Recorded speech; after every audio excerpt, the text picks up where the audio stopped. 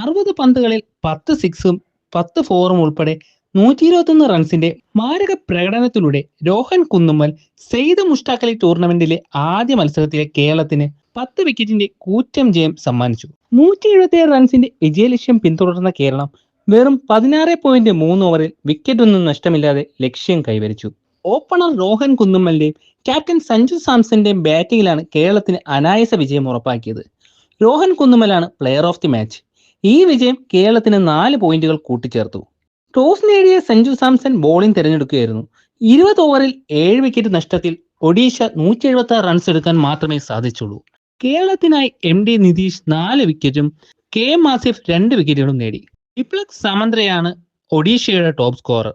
മറുപടി ബാറ്റിംഗിൽ രോഹനും സഞ്ജുവും തുടക്കത്തിൽ തന്നെ കുതിച്ചു. രോഹൻ വെടിക്കെട്ട് ബാറ്റിംഗ് കാഴ്ചവെച്ചപ്പോൾ സഞ്ജു സെൻസിബിളായി കൂടെ സപ്പോർട്ട് ചെയ്തു നിന്നു. സഞ്ജു സാംസൺ 41 പന്തിൽ 51 റൺസുകൾ നേടി. അതിൽ ഒരു സിക്സും 6 ഫോറുകളും ഉൾപ്പെടുന്നു. കേരളത്തിന്റെ അടുത്ത മത്സരം 28-ന് റെയിൽവേസിനെതിരെയാണ്.